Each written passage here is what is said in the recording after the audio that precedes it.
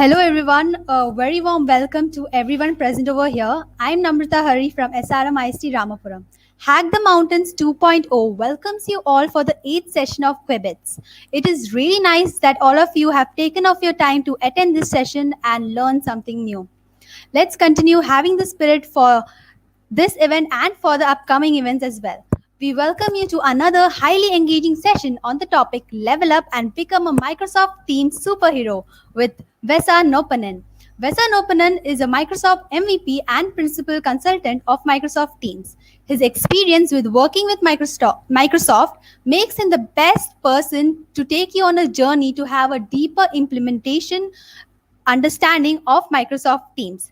If you had struggles, don't worry. Mr. Vesa will help you master it and work in ease with people.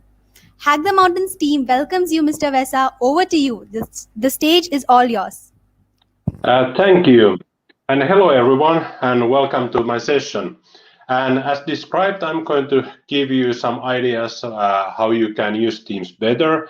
There's going to be first some starter tips, kind of how do you get to use if you haven't used Teams much. But I'm going to include some of the more deeper end tips and tricks how you can really level up and become a Microsoft Teams superhero. So we are scaling up from intermediate session to some of the to more advanced as well in there. And as typically, of course, I have something like, I don't know, since I have 60 minutes of time, perhaps I should do 300 slides.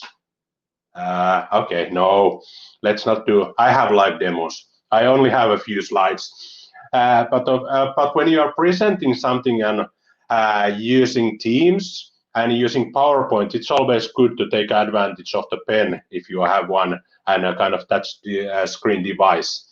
And that's why I want to, of course, draw something here at the same time. I work for the company called Sulava, and I'm not there alone. As Microsoft Teams, it's all about teamwork. So I have something like 130 excellent colleagues of mine who I use to spar ideas and kind of bring forth the new solutions to our customers. So that's kind of an important thing to think when you're thinking about how do you level up. It's not about solo work, it's about teamwork. And Teams is not all about modern work, just about modern workplace anymore. It's started as a collaboration tool, collaboration software. Yes, we have meetings, we have chat, we have files, but it's more and more about business productivity as well. How do you take advantage of the platform as a whole and really start using Teams and the Microsoft 365 to get forward in there? So, as introduced, my name is Vesa Nopanen. You can call me Vesku. Some people call me Mr. Teams. So it's a kind of it was a kind of fun award to be called that of its own.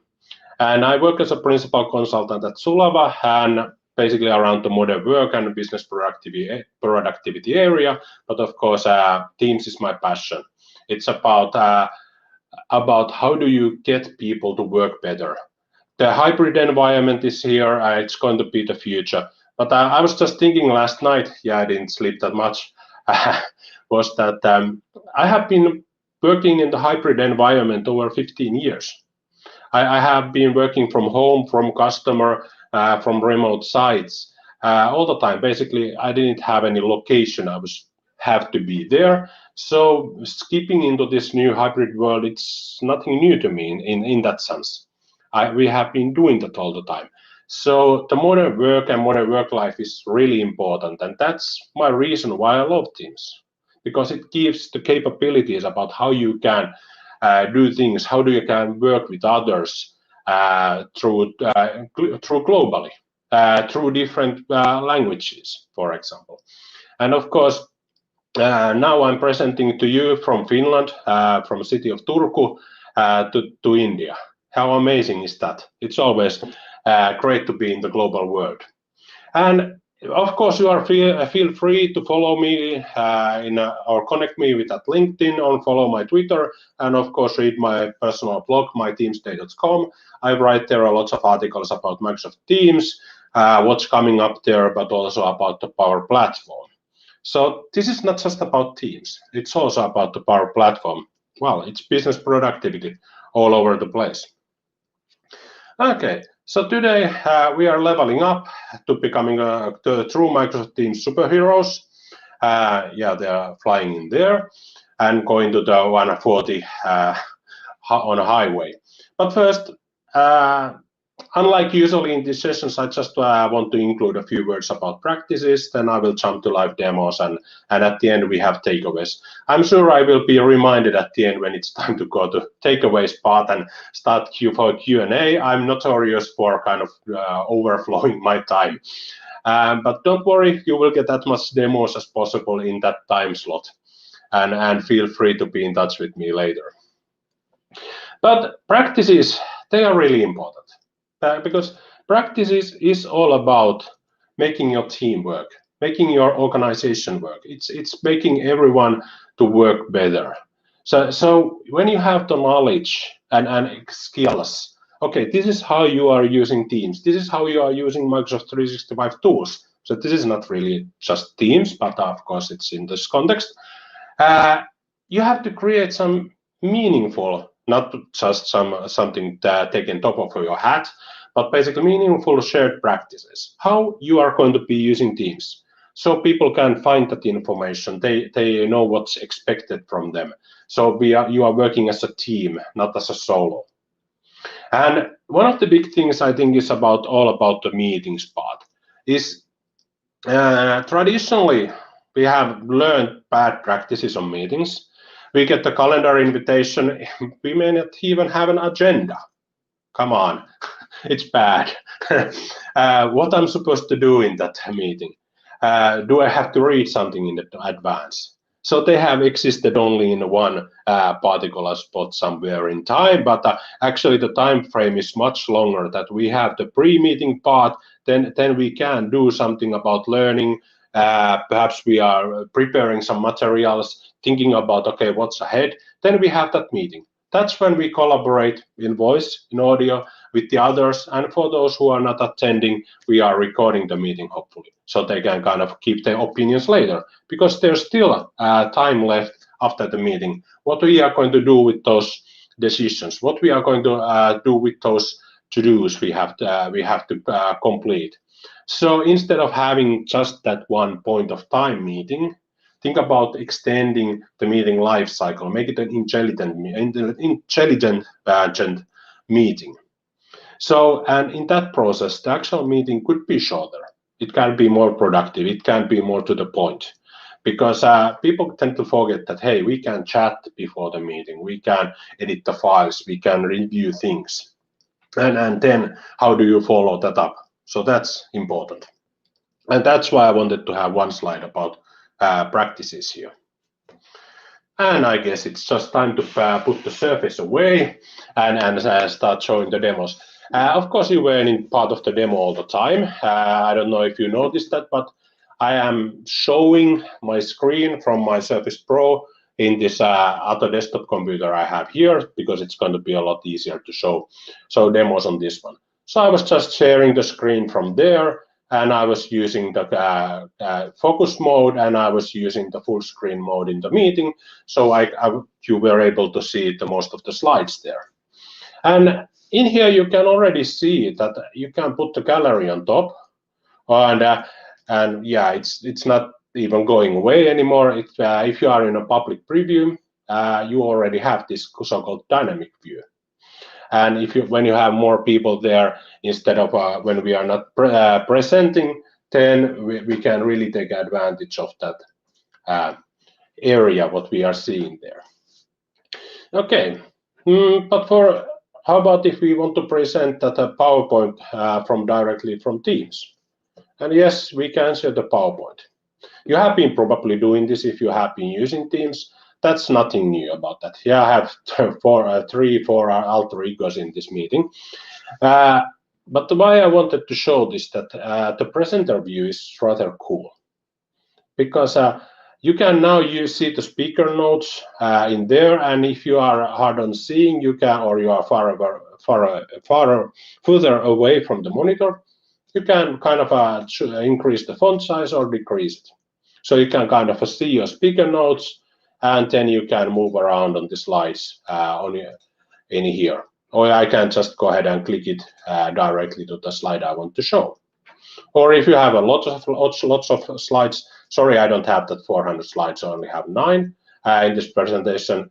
It's going to take a few moments and it will show the slides here.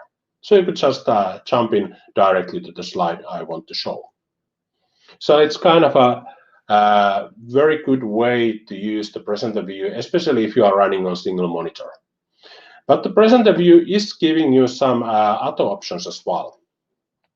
Because I'm now presenting the PowerPoint. I have this other computer here. Let's open the Surface back, and I can open the meeting from here. You are not seeing, of course, but I can take control because we are both presenters. Now I'm controlling the show from the other computer. So this is the case when you have multiple presenters but one single PowerPoint deck. So you can instantly switch between the presenters. So it's really important that you have presenters and attendees in your audience, because anyone who's presenter can take over that. And that's the one of the key things. I'm coming back to that later. But let's take the control back. We don't want to spend all the time in there, and show something else. And here's the more actions part. And yeah, I can hide the presenter view if I don't have that much screen space, but I can also choose to view slides in high contrast. This is on my personal view only. And this is also about the accessibility part. If you have issues with the colors, something like that on the deck, you can really make it more readable for yourself with this one. And those are just a couple of new things that have emerged in so-called PowerPoint Live. Of course, it's always fun to use these reactions here. You can give instant feedback to your viewers, or actually your viewers can give instant feedback to you by using these reactions. So you can see, okay, somebody's doing that. Let me just use the other computer here and put the, for example, the heart in, and I can see, okay, somebody's liking that. But that's only on desktop Teams, so you have to be running on desktop Teams to be able to use those. But it's a kind of a very good way to add interaction. And when we are still on the PowerPoint mode, there's one more thing I want to show. There's the eye icon. And on default, it allows everyone who's in the meeting to be able to kind of navigate through these slides on their own. Let me see if I have one extra person here. I can just go ahead and navigate through these slides on my own pace because it hasn't been blocked. And I can go back to presenter. But if I go back here and lock it, so now every attendee has to, or viewer has to just follow my lead, and they are not allowed to be jumping around on the slides. So the share has disabled the private viewing. So that's one kind of something I hear a lot from people, that, okay, I cannot really share the PowerPoint deck because people are going to be going through that on their own time. So there's an easy way to disable that. And when you have the audience here, of course, and you open this side panel here, I can see the audience. I have a few me well, there's 4 of me this time running around. That's something I have to do sometimes. Just have to duplicate myself. I can see, okay, who has the mic open? Okay, there's somebody who has the mic open and they shouldn't have. Well, I can go, of course, and mute it. But you can also see that, okay, I can spotlight someone, or I can promote them as a presenter, or I can kick them out, for example. I can choose to pin someone. That's a personal setting. But as a presenter, I can choose to spotlight someone, and that's when the video image is shown to everyone in the meeting. So, for example, if I just turn on the camera here, okay, it's on a bit on the lower side on the surface. Yeah, it's still okay. Something went wrong. I guess I hit the internet cable in there a bit. Yeah, that's a bad picture. But so But anyway, okay, now I'm back. So it starts to show. And if I go here and spotlight myself, I'm going to get a lot more screen estate, especially if I'm not going to be sharing anything in there. I'm not going to turn the audio on. Okay, all right, but that's something I can start doing. Okay, I can stop presenting from there, and then you can really see, okay, I'm getting a lots of screen estate, and you can start seeing how this dynamic view is forming up from in here. And if I have a lots of people showing up, I can put the gallery on top, so people can be here on top row. It's so it's just came out, so I guess it's not always that much working. But I'm not going to want to see myself all the time here, so let's just stop the spotlight part. But it's the only video I have on, so let's turn it off. All right. I was talking about these meeting options a bit, or about those permissions. Of course, I can kind of mute every attendee automatically from here, and I can mute everyone else if somebody's speaking. If some presenter has a mic on, then and there's a long list of presenters, I can just mute on everyone. But here's also the meeting options, and that's important. Because here you control things like, okay, who can unmute? Can attendees unmute? Who can present? Who's going to be the presenter there? Who can bypass the lobby? All these reflect to the company's meeting policies. So in case you may not be able to choose to everyone if the meeting policy kind of denies that. But usually, I guess, when you're doing a webinar, for example, what I tend to do is I start with that only I or only people in my organization can bypass the lobby, who can present only me, and then I can control the chat if I want to, and the reactions if they are on or off. And this is my webinar setup. I do webinars using Teams meetings because we can do a lot more than with live events or with something else. So let's just when the webinar is opening, I will open the doors. So this is kind of virtual doors. Hey, everybody, you are welcome in, going to be welcome. So I just usually do that 10 minutes before I start.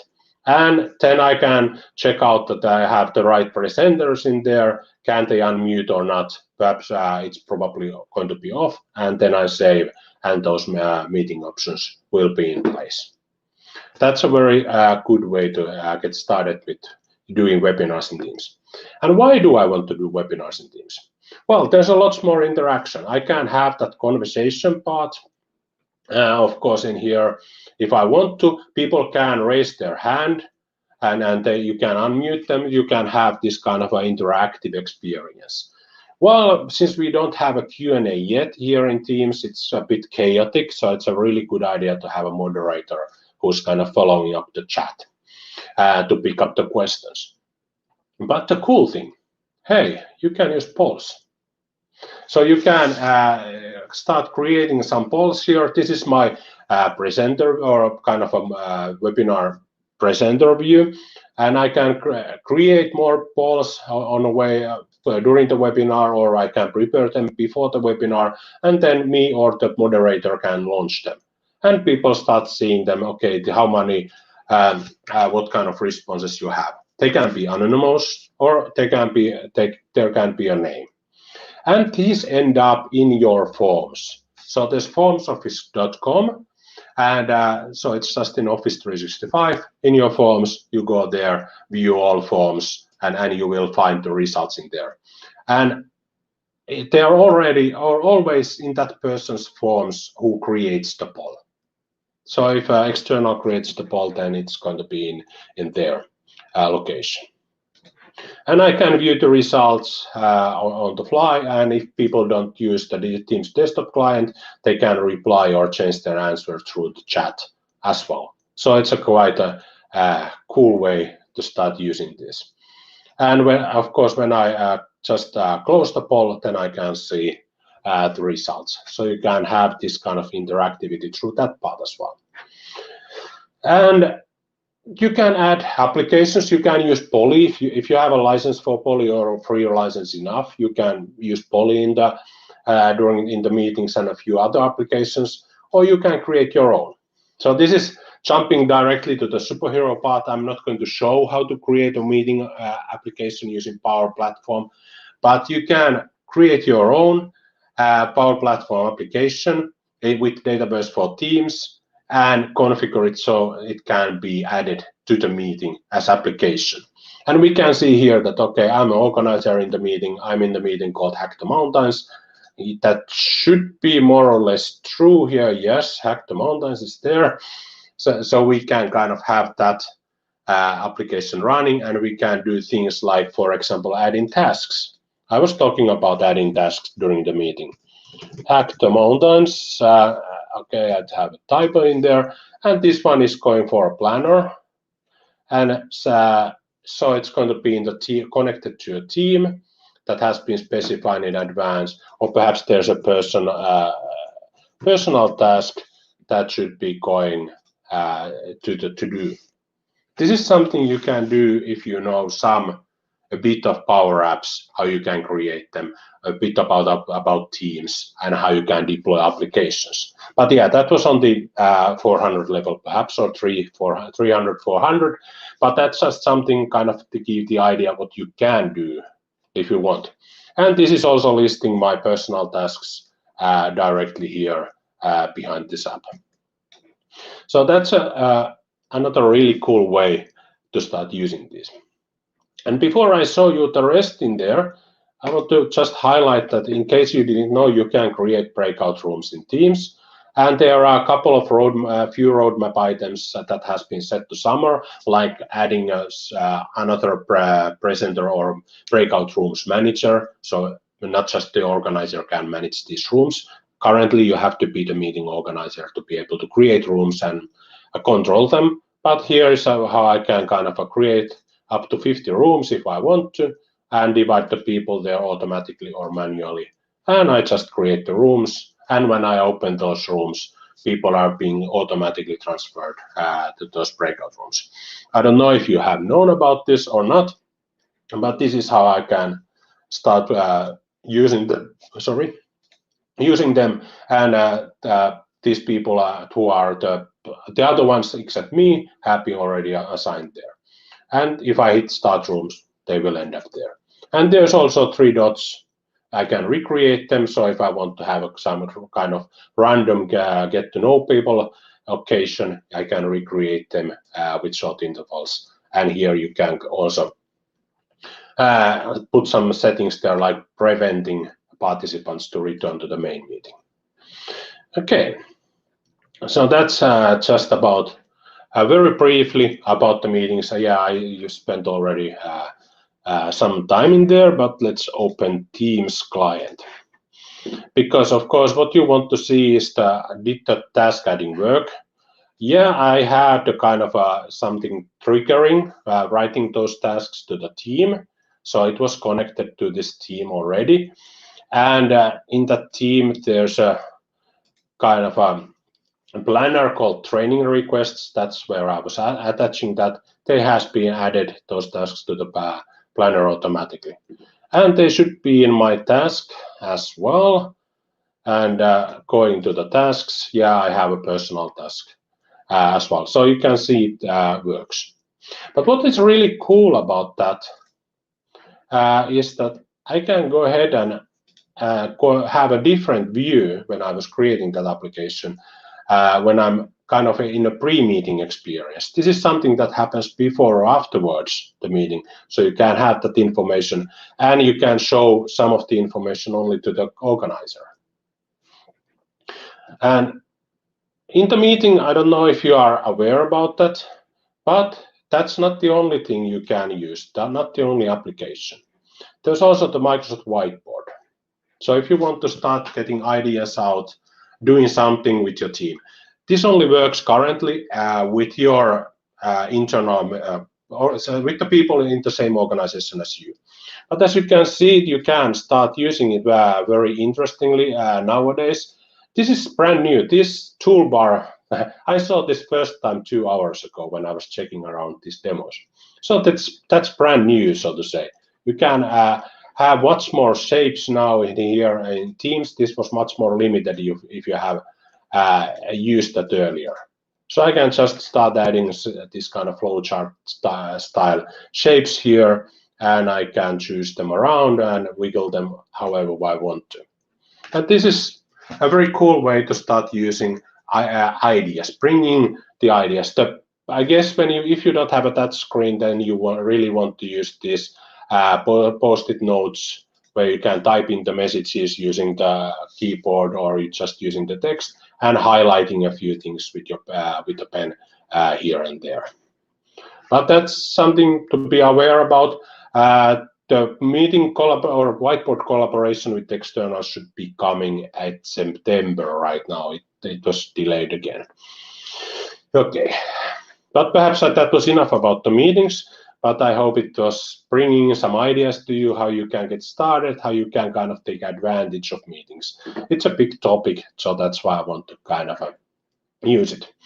Then something I hear people say a lot is about Teams is too noisy. It's generating too much notifications. So if you click your profile photo here, this is by the way changing, then you have to use the 3 dots there. But currently it's still about this profile photo, and you can hit the settings. And in the settings, you can go to notifications. And this is here how you can start defining where your notifications end up. Is it using the Teams built-in toast, going to the Windows notification area? Are you playing sound? No. Do I want the message preview? No. Of course not, because that's too distracting. And these settings, whatever you set here, these are defaults to Teams and channels. So make sure that you want this to be kind of something that you feel okay with. If somebody likes your messages, I don't want a pop-up out of that. Somebody mentions a team, it's usually off because it's being wrongly abused all the time. Somebody mentions me, that's fine. So you can use these to kind of to be able to stay up to date and not being too distracted. And something really important is about the meetings part here is that you can go ahead and change it. And meeting chat notifications, it's best to put on mute or totally, because people, when they are joining the Teams meeting, and if there's an active chat about that, then they are complaining why I'm getting all the time pinged, and it's going to be a toast notification and everything. Just mute it, and you can follow up the conversation all the time. That's kind of making the normal end user life a lot easier with that. And when you start using Teams, I don't know, hopefully you know about pinning and unpinning the channels. On each channel, there's a 3-dot menu, and you can kind of choose to pin it here on the top list, or if you want. You can put 25 channels here. How I use that is that I pin those channels I really want to see, but I don't pin anything usually from these teams I am seeing here on my list. But what I put there is usually from the teams that I hide. So there's a single channel in there, or there's some specific important channels I want to really stay up to date, is that I keep looking at those, and I usually read all the messages and make sure that, okay, if I see something new, it's bolded, I know there's something I need to read. But this allows me to hide a lot more teams and channels, or especially teams when I want to. So I can have a lot less teams here on this list. Yeah, this has a bit had an explosion with some demo teams, but that's something that's just on demo environment. My real environment, I try to keep it more tidy. You can change this all the time. This is your personal setting. Nobody can force you to use this. This is just how you define your teams, and that's important part. And when you have lots of teams, you really want to check out the filtering part here. If I'm looking for example, about the HR, I can instantly just filter out the list and see what's in there. And that's kind of a very important part. When you have lots of visible teams here, then you really want to use the filtering part. And if you want to search something from a channel or from a chat, and you have a lot of information there, those are just about my blog posts and feed from there, is if I hit the Control F and go to find, and I just look for Teams, it's going to search from that context. And in case you didn't know that, yeah, you can use the find and the channel to search for the information, but this is really fast way to start finding the information from Teams. And the more hardcore version is, of course, to configure Microsoft Search to your tenant and use the Bing, and then you can find the information from there. And that's actually also really cool, but that's out of scope from today. And on the channel, you have this new conversation message or button, and I can start the conversation, and yeah, I can write the text and hit enter. But that's not so cool. I want to expand that. I can use this format button, or I can just hit Shift Control X and I can expand it open. So I can add a subject there. So I have a topic. That's important usually to have that one. And so we can have a message topic here, so people know what it's all about. And when people start copy pasting information from some messages from web pages, they are messing up your formatting, of course. So let's just Control Z and use Shift Control V to paste it without any formatting. That's one of the key kind of quick shortcuts I use. The other one is just using the open arrow, and you can get to quote mode, and you put the message there, so you can have a quote, and it's going to look a lot prettier. And there's lots of other shortcut keys. If you just hit Control Point, then you have a long list of these shortcut keys, so you don't have to remember what I was just saying, but you can go ahead and just checking them out and learn the ones you really need. And of course, I don't know how much you have been using Teams there. Here are emojis, of course, that's what everybody loves, and adding GIFs. And yeah, people can, or organizations can set the level of those GIFs you can put there, so they can be strict or moderate or free. Of course, there's a risk with the latest one. And team owners can also change those settings. So if the team owner wants to limit what kind of GIFs or fun stuff is going to be used here, you can go from these three dots menu, manage team, settings, and you can go to fun stuff and start kind of setting things if they are enabled or not. Hopefully not everyone knew that or not, I don't know. But let's add something more. There's even more emojis that's not so visible. Let's just put something like there when you start using the double dot and writing the message. So let's put a flag there. Is there a flag? Yeah, there's flag. I should be finding some of the flags there, for example, India. So you can just type it in there, or you can have faces like, let's put, of course, beer would be nice. Yeah, that's in there, and everything like that. So you can have lots of emojis there hidden if you want to use them. But fun stuff is important because it kind of brings in the teamwork. It brings more cheer in there.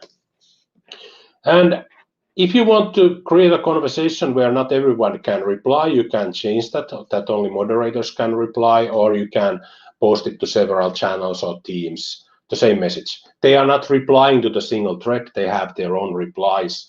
But that's something, if you would just have a message that you know that you have to reach out to lots of people, you may want to use this multi-channel posting in there. And yeah, let's discard that one. And something hopefully that you have there is the praise.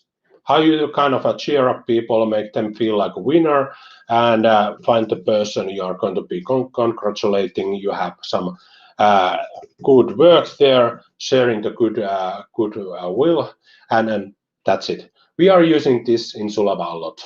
We are cheering, kind of giving the praises to each other, because that's a really easy way and a cheap way to kind of bring up more morale and stuff. And when you have some important messages, by the way, yeah, you know the messages are getting lost. For example, the Microsoft Viva message here. And if I go to the three dots menu on a message, I can go ahead and I can pin it. And after I pin it, I can pin plenty of messages, but I can see it's been pinned. Okay, it's not a perfect feature because it's not showing anywhere here that you have pinned messages. But if you know it and you go to the I button, information about the channel, you are seeing the pinned posts here. So you can get back to these messages very easily, and perhaps there's some information, kind of a guidelines, practices, project information, or a customer information message that you want to highlight, and that's when you want to use pin messages, and you can get back to those messages really easily. And talking about highlighting people, of course, we have this demo company that doesn't have much people in there, but manage tags. If you, again, in case I was too quick, that's my bad habit of mine, 3 dots and manage tags, and you can start creating these tag groups. Like, let's put Teams experts here, and this allows you to add people to the different, group of people. They are perhaps in this time, they are experts, yeah. Let's put John London there, and I put myself there, and let's put Kelly there as well, and I have a few persons there. And when I create a tag, I can now use that to either chat directly with all of them, or if I create a conversation here, I can use them to add mention that Teams experts. So I'm going to add mention all those 3 persons directly with one tagging. But that's the difference is that they are already have a context. They have something they share. Perhaps they are IT support, HR people, or people who know about some specific topic in that team. That's when you want to use that. It's behaved just like they have been mentioned by name. So if they get the banner messages of the mentioning, they get that one. But of course, you don't want to abuse that feature either. But you want to really make it be useful so the people don't turn off the notifications when they're being mentioned. But and that's also the personal choice. You can do that. Nobody can force you to use notifications on. But that's hopefully something useful in larger companies. Now you can create teams that has 25,000 members, so it can be quite handy to show to be able to mention the specific ones you need. Perhaps there's something. Well, the HR and some subject matter experts are good topics for that one. Financial, or perhaps it's a kind of the building access group, or something about the security part. Okay, I've been showing you some, I don't know, intermediate stuff. I don't know if this has been advanced or not. You can show me thumbs if this has been advanced already in some parts, but hopefully some of that was new. I still have time, which is good, because then I can go ahead and show you how you can use Power Platform to customize your themes. Because that's something, what I have been showing is just usually clicking around and doing things, but you can really easily start customizing themes to your needs by using, for example, the Power Automate application. It sounds a bit scary if you haven't used this one, but it can show your cloud flows. Yes, I have a lot of cloud flows there that I use in different areas, but let's just forget those one. Don't look at the names. Instead, look at the menu here. That's where you can start creating new flows. Yes, there are popular templates here on the bottom as well, but I think this is a more clear way to get started. Okay, if you haven't been using any flows, and somebody says you Power Automate and you lock down because, hey, it sounds too technical, too scary, then try to kind of check out this one, because this is something every end user can use. These templates are really making the creation of these flows a really easy one. They help that person around. There are different level flows there, or templates, but as a normal end user, I guess something that's missing from team is that, okay, this is a message I want to get back to later, and I don't want to create a new task, but I want to get, hey, remind me a bit later. And there, as it happens, there's this follow-up on a message. I like this customization is really cool. And this is really hard to do. You click on that. Let's start again. You click on the follow-up on a message. You can change the name and let's hit continue and create a flow. Okay, we just created one. We customized themes. That was difficult. Okay, so we have some customization themes. Okay, how we see that, how it works. Let's go to the channel and check out, okay, Teams Nation registering message. I want to get back to that later. I can hit the 3 dots, and then I have these more actions here. Well, it's not showing there the first time, but let's give it a few moments, and yeah, that's where it is. Follow up on a message. And it will open up me a dialogue like, okay, when do I want to be reminded? I can start with 20 minutes now because I'm not going to be sticking around to show you the result, but it will send you a flow message. Or perhaps those times are not that good for you. You can go ahead and change it. Let's go to follow up on a message. We can open it from here. This is, by the way you start sharing things.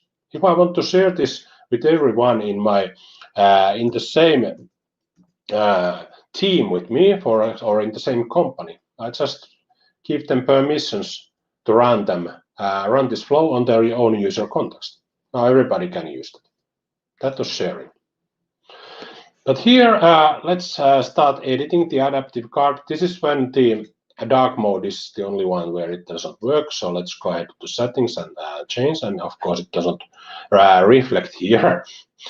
Let's go back and open the Power Automate again, so it can kind of realize it's in the different theme. Follow up on a message, and let's go to edit. And we can go ahead and start changing the adaptive card. And here we can put here, let's put here 1 minute, 1 minute with 1 minute, and we will get the notification. We save the card, and we save the flow. And we just edited it. So this is why I really like these templates. This is something you can use to kind of customize themes to your needs or to your team needs.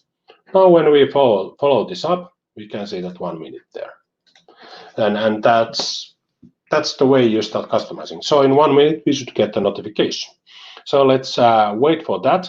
And meanwhile, there are lots of other triggers or templates. Some template was there. Okay, you can add a message to tasks. That's coming up this month or hopefully early next month to Teams, where you can start adding a message to your to-do or planner directly from here. So I'm not going to show that example in there. But instead, I had been doing earlier this kind of planner flow that is listening to new tasks that are on a specific planner. And whenever there's a new task, it's going to post that message to the team channel. And with one button, assign that task to me. Okay, let's assign that task to me, and that task should be now assigned to me. So let's see if that's so. I can see my tasks application here. Yes, it's there as well, but this one we can check the notification in a moment. Tasks, right-click and pop out. Yeah, you can pop out applications in Teams if you are using Teams desktop. And here, okay, that was the personal task. Is there something assigned to me? Yes, there's this Hack the Mountains task. And that was there in the team. And I can see the same information in this one. And that's how you can also use Power Automate. And now I got the notification. I want to kind of check what Power Automate has to say. Message reminder to follow up on this message. And I just click on the view message and I'm taken directly there. That's a really cool and really useful and really simple example how you can use Power Automate with Teams. Okay, let's just check what was my theme there. I have another example here. I can show the code a bit later. Is that okay? Let's create a new team. Let's put a hacked mountains team, and just for demo. And yes, I don't have one, so I have just a forms. Submit information, and we can start creating a new do something about it. And after a few moments, I will get some notification, and some things will happen. Okay, I already got a notification, and I'm going to get a request to approve team creation. And this is the person, okay, that's me who kind of created that. And this is all the persons who can approve it. All members of a single team, they are all receiving that one. And somebody from that team, perhaps it's an IT governance team, something like that, can approve the creation of the team. And once it has been approved, well, I have a history about that approval, and I have some message here. Okay, this is the message that, okay, that has been approved. There wasn't any comments, and I should have that, at the end of my long list, I have hacked the mountains team.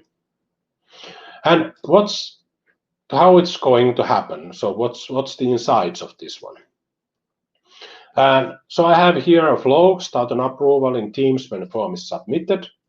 It just ran 1 minute ago, so we can check what happened. What's in there?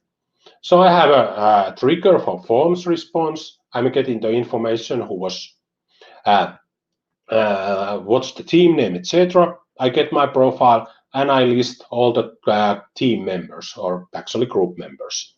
And I add them to the members list, who will eventually in there is there about approving this creation of the team. And once we have the approval and we check it's been approved, and we can kind of inform the requester, and then we just create the team. And we could create it a private or public one. And there are lots of other options you can use. This is taking you to the to much better level here, is that if you check what's available actions with Teams, that you can create meetings, you can ask for information, you can write to the channels, you can create channels, you can add mention people in there, listing channels. So you have more and more options available all the time through Power Automate in Teams. But Power Automate is not the only thing. What about if you check the Power Apps? I'm going to have to wrap up soon, but I think I still have a few minutes time. Yeah, you can start creating your database for Teams Power Apps through here. But what I want you to check out is these ready to deploy applications. These are sample applications done by Microsoft. And these are really great applications because they are, most of them, well, let's say the employee ideas and inspections look really good, as well as bulletins and milestones. Issue reporting has some work to do. But basically, these are excellent applications to start learning how you are going to be doing things using Power Apps in database for Teams. Kind of getting the ideas. You have depending if you are a team owner, can I go to the settings or not? Can I alter things in there? Well, how do I store the information? How do I get the information in which team this application is in? And etc. So you can learn from those applications. But also, if you are an organization and you see that, okay, these bulletins, for example, would be a great application to use, well, yeah, let's just deploy it to everyone. We can use directly. We can have some specific, for example, location style. Yeah, when you start just adding pictures there, it's not always very well aligned. But when you have, let's say, store or specific site information, they are not really news, but it's more about the information, something specific. Perhaps it's about returning to the office, something like that. You have bulletins, information, these messages that are really simple to create and use, and then attached with that you have FAQs. So this is kind of a mini intranet in there. And if you don't like the concept of mini intranet, you can already deploy the Viva Connections application to Teams and bring your whole intranet with full demos directly into Teams. That's not working on mobile yet, but the bulletins is. And what I really enjoy using is one of these things I like is chatbots. You can use the Power Virtual Agents from Teams to create amazing chatbots if you like. They have limits. Yes, they have limits, but you can work around them. But just before this presentation, I was working on one workaround, and hopefully I can blog about it later today or this weekend. But you can do a lot of things here. First of all, the creation of these bots, for example, FAQ bot is really easy. You can use if you have a web page with FAQ or you have a Word document with a good FAQ, just put the Word document somewhere where you can download it without any authentication. OneDrive is not that place because it's messing up the information, but for a website where you have a hidden path or somewhere, you just put your PDF or docx or CSV there, and it can download from that link all the content to the bot. So it will create these suggested topics. And we can go ahead and check out what's in there, and these are what they have found, and I can add it to my topics and go to edit mode directly, or just add it to my topics. And by the way, this is just a Viva topics FAQ I was using as a source. It takes a few minutes, so I didn't want to do it live here in this demo, but I had done that earlier, and I can go here and check out what's Viva topics. Hacking the mountains is full, and let's go and hack the mountains. Okay, but I can go ahead to authoring canvas and I can just change the answer.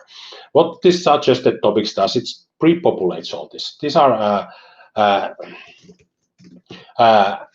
this is kind of easy way to create this. You don't have to go and click around that much as you would have to do if you just create a very simple FAQ questions and answers bot. So we can publish it. Of course, we would test it, but we always test in production. So let's open the bot and ask about, for example, what is Microsoft Viva topics. And we hopefully are getting this fun. Okay, I forgot that this is fun from there, but yeah, the change was there instantly. And you can put in lots of information to those bots because you can start using the flows behind the bot. And so you can do a lot of interesting things there. Let's see, I have my Sulava agent here. That's one of the bots I have been working. Let's just start over, and who is my manager? So I can go ahead and ask from the information. And I'm already authenticated in. It knows my person. Then it's goes and runs the flow to check out who is my manager defined in AAD or perhaps in the HR system. And posts some information here and even creates a deep link to the chat I can have directly with my manager. So that's kind of a cool stuff how you start extending. I know I picked up a lot of pace there, and I'm not going to go to all details. Okay, this is how you do exactly all this, but kind of to show you around, okay, this is how you could be using Teams and this is how you could be extending Teams. So let's just wrap it up because I know I'm going to be running out of time soon. So some takeaways just to kind of keep in mind. Learn good practices, learn those helpful practices. How do you work together? Where do you put the documents? How do you use channels? Are there some channels you want to kind of restrict from the others or not? And that you are editing those documents inside channels. How do you use @ mentions, especially on Teams, on channels, so you're not overusing them, and tag groups. And so people have a kind of idea, okay, this is how we work together. This is what we do before the meeting. But of course, as a Teams champion or a kind of a forerunner, whatever your role is, try to stay up what's new in Teams, how you could be using that, how you could be doing those presentations better. So you're learning those tips and tricks. How do you use the whiteboard? And there's, of course, lots I didn't show you because 1 hour is still a short time to kind of, that would have required me to be in a double speed from all this. So it could have been quite a heavy session for you. But always experiment. Try to set up a test environment, use a trial tenant or development tenant or something like that, or just even a test team where you can start to try things out. And when you start to try things out, that's when you learn. Yeah, I learn a lot from mistakes. That's the trial and error. Hey, come on. That's the best way. You read about something, okay, this might be interesting, and then you start trying to create that your own version of that. And when you start really leveling up is that when you bring that Power Platform in, because that's how you saw how you can start extending Teams in there.